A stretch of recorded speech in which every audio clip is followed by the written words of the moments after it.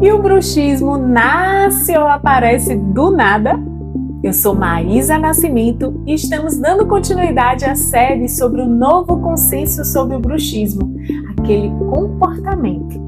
O bruxismo primário, ele tem um fundo, um caráter hereditário, mas já o secundário, existem pelo menos 9 fatores associados, desde um refluxo, uma apneia, problemas respiratórios, até o uso de medicações para o TDAH, para depressão, Parkinson.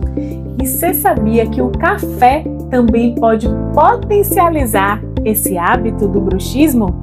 Pois é, isso e muito mais. Acompanhe o próximo vídeo da série.